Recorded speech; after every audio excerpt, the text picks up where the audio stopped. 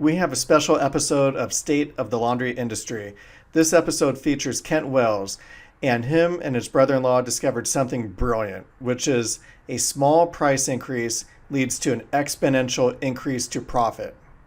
So if you raise your price just by a little bit, your profit goes up exponentially. Let's take an example. If you are charging $1.80 and you increase your price just by 20 cents per pound, so you go from $1.80 to $2, your profit will increase by over 50%. So this is big. And the reason for this is because when you increase your profit, one, you make more money, your gross revenue goes up, and the second thing is your profit margin goes up, which means you're making more money on more money. So without further ado, episode 25, a small price increase leads to an exponential increase to profit. So I'd like to welcome to the program Kent Wells of Happy Laundry. I just wanted to thank you you came up with the idea, a marginal increase to price leads to an exponential increase to profit. And I've just been thinking about that just since you mentioned it to me. And it's just, I've been, made this calculator based off that. I mean, it just blew my mind because like a little 10 or 15 cent increase makes a big difference to your profits. And you also mentioned the reverse is true with a discount. Mm-hmm. And where if you discount your price, that leads to exponential, it just zaps away your profits. Mm-hmm. And it really makes you rethink your business. It makes you rethink everything and like which customers to focus on. If you could share like where you came up with this idea and how it all works and how it's affected your business. Well, thanks. Thanks, Matt. And thanks for having me on again. It was one of those things I've been thinking about for a long time. I need to credit my brother-in-law who's in pharmaceutical sales. In the back of his car, I was helping him clean out 5 years ago, had a bunch of these cards spilled out of his briefcase. And it was basically one side of it had a grid that was your gross margin on one side and if you increased your sales by one. And I'm like, oh, that's interesting. So then you flip it over and it's the reverse of that. And if you discount, what is that?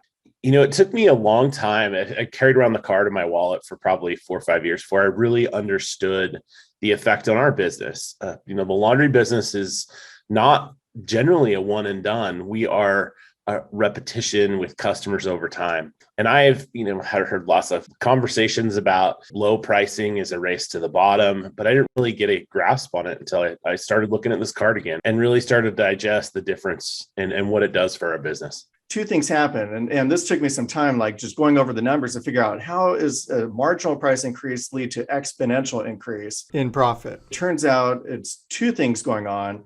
One is your gross revenue goes up. And then the second thing that happens is your profit margin goes up. So you're making more money on more money, higher profit margin on a higher revenue. I mean, it's just incredible. Yeah, I think one of the things to keep in mind with our business is since it is a repetition business and you're getting customers over and over, there is some maybe need in the very beginning to attract someone with a discount or a coupon. One of the hardest things I had to learn, and I've been in this business for 16 years, was I almost tried to race to the bottom and beat large linen company prices like in the commercial side, because that's people were coming to me, well, this is the unit price or this is that. Well, that's not what we do well. We do customer service well. We do flexible schedules well.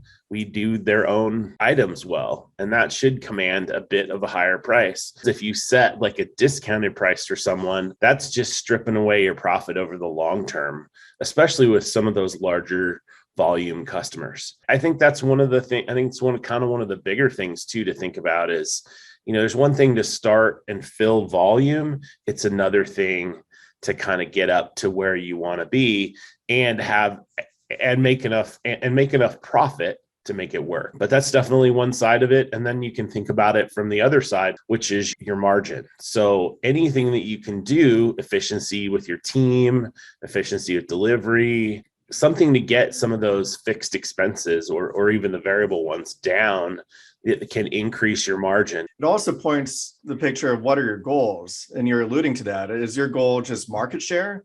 or is your goal to be profitable? I think a lot of times we measure success by, oh, more laundry, better. It's not necessarily better. It's the goal is to make money. That's why we're all here. And then you start rethinking which customers. Sometimes somebody may have a really, quote, good, and by good, I mean high volume commercial account, but is it really good for your bottom line? When it comes down to your commercial accounts, are there, like, what are your thoughts about that? Like regarding discounting, or because people are always asking that question, what should I charge my commercial accounts? Yeah, that's a really good one. The true answer to that question is as much as you think they'll pay. I think when I think about it in a couple different ways. So we have a seasonal business over the summer with some vacation rental companies and owners, and also table linen for wedding venues. So for us, unless they're a huge volume account, there is no discount, because you're going to be not a customer that goes 12 months out of the year. So as we've matured in our model, we've looked at, okay, the ones that are 12 months a year that we're going to pick up at least once a week, if not 3 to 4 times. Those are the ones that are of the most value to us. When I look at the big customers, and we do have one that we do a lot of sheets and towels for, they do a lot of their volume in about 5 months with us. And it is hard to kind of schedule for that and ramp up, labor and things for that. So when I look at it, I'm like, okay, they have to be at a high enough margin that we're going to make up for the extra work that it takes to do them. Now they're a sizable enough account in this one particular thing that we do give them a discount, but we've worked them up. When I didn't realize this, they were way down below. Over time, said to myself, we can't discount like this, especially if those things are true, which is they're not a year-round account. They've come up in price as in all of our new customers here's what our price is. So, and for us, we're in Washington with the higher minimum wage, and I want to pay my people better. So we're well over $2. I think we're in the $2.50 range. I think everybody in this business has to kind of review their commercial accounts, kind of do some house cleaning and figure out, hey, are all of them profitable? Bring some up to speed. Some of them you're going to have to drastically change, and you just have to risk losing them, because it's like, hey, we're losing money on that, and we need to go up to this. And when you go up by a significant amount, you run the risk of the customer going away, and that's okay. They either pay what is fair and everybody makes money, or they really do need to go somewhere else. And then the guys who are kind of on the cusp, it's better to raise those people incrementally on a regular basis to bring them up to speed rather than all at once. When you do it all at once, you risk losing that customer, but sometimes it's necessary. We had this big ship come into harbor to port, and they wanted everything done real quick because they're going to be leaving soon. So the natural instinct was provide a discount because there's a lot of laundry. And then we're like, hey, you know what? We're going to have to do overtime. We're going to have to do this, and our costs are going up. So we charge above retail because of their special circumstances. And realistically, nobody else could have done it that quickly on the fly and just ramped up. So we charge extra. And now using that curbside calculator, the profit, I just realized, was double. One of my goals, and I'll just speak from my perspective in this business, was to get to full production on a regular basis. All of those kind of ad hoc things that come in, or big opportunities that people think they have, we don't just have a whole staff of people sitting around waiting for these things to get done. What my goal is in my business is to have a steady level of work come in and increasing every month, coming in every month that's predictable and repeatable, because that's something that I can count on, schedule to deal with. So yeah, I'm the same way. We, in fact, have told my staff, if anybody asks for anything that's kind of over 100 pounds, we have to push them out an extra day or so, because it's not that we can't do it, but I don't want to jump to every one of those opportunities. And if there are large opportunities, something breaks down, like at a hotel, or which we've done before, or a nursing home or something like that, it is not a retail price. It's retail plus, because you're absolutely right. You got to factor in the fact that you're going to have to pay overtime. There's extra runs to get out there. It's outside of kind of what we normally do. So yeah, I think that's a really good point. Yeah, there's a cost to when you stretch yourself. Every restaurant goes through that. You got your busy weekend, Friday, Saturday, and Sunday or so. And then Monday, it's a little bit of regrouping and like getting everything cleaned up. And so there is a cost after stretching. You might have called in that extra favor for that employee to come in to really help out because we need you. And now it might be a few more days till she comes back. Yeah. No, absolutely. I think I think for some, I think this is different too for people in different stages of their business. So if you're in the very beginning stage and maybe you're the one doing it and you got one or two other employees, you're just trying to keep them busy. And so yeah, that, if you got a coin, if you're doing this in a coin laundry, you're offsetting their labor. This is great. But at some point you hit this point where, oh gosh, we got to be more stable. We have to have enough because we need to pay revenue over and above those stuff that we already have that's already there, kind of helping our coin laundry customers out. There is a shift that happens when you're building your business. So you're saying yes to a lot of stuff in the beginning, you're figuring it out, you're trying to figure out how to make more profitable. Once you get kind of close to full and then you think about adding a second shift, there's no reason to discount anymore. You hopefully you have a good marketing system that's bringing in the customers, or you're outselling, one of the two, or a combination of both, and you can fill all those things. But at no point, I think after that initial stage, you really got to think about how can I get the most revenue for each one of these pounds that I'm doing. Yeah, and one thing about commercial accounts is a lot of times they do a lot of puffery. They say, hey, we're going to be sending over all this clothes, and then when you actually get it, it's something else, and it's like, well, why did I provide that discount in the first place? Probably do a whole podcast just on pricing commercial, because there's a lot to that. But I think just a lot of people are just hemming and hawing over raising their price over 10 cents per pound, worrying that they're going to lose so many customers. Let's say you're $1.80 and you're raising your price to $2, so 20-cent increase. So you could reduce production by 27% and still make the same amount of money. So translating that into English, you could lose basically 1 out of 4 of your customers and still make the same amount of money. Now, realistically, if any laundry owner who's watching this, if you raise your prices by 20 cents, are you really going to lose over 1/4 of all your customers? There's no way. So Matt, what's your experience? You guys have been in business a long time as well. So when you did your last price increase, and you have regular customers, not just kind of residentials as well, but did you notice, or did you have any loss? Our profits went up, so there wasn't loss there. In terms of actual customers, didn't really notice too many people leave. I could count on 2 fingers. One person was on fixed income, and we made a special accommodation for her, older lady. One person we just lost. Overall, we've got hundreds or thousands of customers. Yeah, our profit just went up significantly. I think we just fear failure sometimes, or we fear rejection, and that one person could make it where you lose sight of your entire business. I will tell you that in January, I took our most drastic price increase ever. And it has to do with labor, cost of materials, fuel, all those things.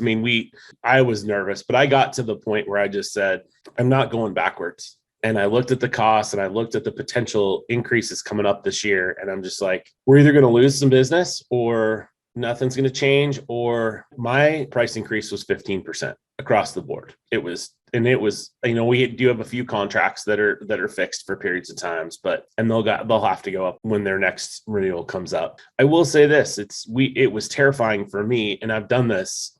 We have programmed price increases twice a year, and we do it so we can keep up with increased costs and make more profit. We might have lost. I know we got feedback, same as you. We got one person on a fixed income that was just like, well, this went up, I can't afford that. And I'm like, well, sorry. We're happy to cut you back to our legacy price, because we kind of have a couple for those situations like you. But other than that, we didn't get, I think we maybe got one other phone call. That was it. Yeah. So it's sometimes our fear of that is much greater than the reality. And I think that's genius what you're doing with raising your price twice a year, just on a fixed schedule. So many business operators, I'd say probably over 90%, they wait until that pain point happens, like gas going up or this happening, and they're responding instead of getting ahead of the curve. When we outsourced to our dry cleaner, he told me up front, he goes, once a year, the prices go up. And I fought hard back on that, but he stuck to his guns. He was like, that's just the way it is. And that actually helped us, because then it forced me to say, okay, you're going to raise prices, our wholesale costs. I'm going to raise my retail price by the same percentage. And actually, we wound up making more money. That concept of being on a regular schedule of price increase, I think is really important just for the health of the industry. And any business has to go up in price. I mean, they're just, that's kind of how the market works. Starbucks doesn't, when you go to get a coffee, doesn't hand you a notice too that says, hey, our price of our coffee just went up. I think one other just thing that I'll wrap into this conversation is you get vulnerable if you have a customer or a small group of customers that is a huge percentage of your total revenue. I know that I've been burned early on. I had customers that were 40% of our gross revenue, and it looked, shiny, and that was a lesson I learned. Me and an owner kind of got into a tussle and an argument about how things are delivered, and he wanted things at a serious discount, and I didn't really understand my costs back then. I did give him a price increase kind of mid-year, and he in October just came and got the rest of his stuff and said, we're done. And I'm like, oh no, because that was, there goes 40% of my gross revenue out the door. Happened one other time with the hotel where they sold the hotel overnight. It was an asset sale, and the new person called me up in the morning and said, we bought the assets of the company and it does not include contracts. And so that was frustrating. So I finally also, two long stories to make, one point, which is I also very much try to keep our largest commercial customers to less than 7.5% of our total gross. So if we get one or two of those that get up to that level, I look at it and go, okay, I can't take any more big work on. Yeah, that's a great point. So if you don't want one customer over 7%, there's a lot of laundromats out there that do all their wash and fold on behalf of somebody else. So somebody else may be picking up the laundry, just having you, quote, do the laundry. And so I've seen laundromats where 100%, we're not talking about 7% or 40%, we're talking about 100% of their wash and fold is all coming from one customer. And then that's just the power structure in that is just not conducive for success, because that one person could just change the rules overnight and you either comply or you lose everything. So I'm a big believer in fragmented, when you basically want, that's one reason why I love residential pickup and delivery, is because if you lose one customer, it's not a great thing that if that happens, but it will happen at some point. But if you lose one customer, it doesn't stop the train. You're able to keep moving along. Yeah, absolutely. We call it diversified streams of income. I'm sure I stole that from someone else somewhere along the way, but we even use it in our small nonprofit that I'm on the board for a youth center. And one of the things is we had about 2 huge streams of funding that were funding our organization. And, as a board over the last 7 or 8 years, we've just looked at what are the other things that we can do to bring in revenue, and along those exact same lines, not be beholden to just 1 or 2 either grants or ways of doing business. So yeah, it's so important for the health and continuity of the organization to have diversified income and make money while you're doing it, which goes back to the wash and fold, the price calculator. Who knew when that document was in your pocket all that time? Yep. I mean, that is just such a brilliant concept. Marginal price increase, exponential difference in profit. And it really, I think everybody's got some homework to, number one, figure out what their profit margin is. Right. And then number 2, figure out, well, what if I were to make a change to my price? What would that do to the bottom line? Absolutely. So yeah, I just want to thank you. I mean, you are such a friend of the industry and have helped so many people. And that concept will forever change the way you do business at our laundromat. I think it's going to help everybody. I mean, this is something that affects everybody. It's so pertinent, and just want to thank you for sharing it with us. No problem. Great, Matt. Well, thanks for having me on. And I enjoy our conversations and especially, just back and forth with the business ideas. Thanks a ton. Terrific. Thanks again. In the next episode, we're going to share how to get your own free curbside wash and fold price calculator. If you'd like more information about the curbside laundry solution for in-store point of sale or pickup and delivery, go to curbsidelaundries.com.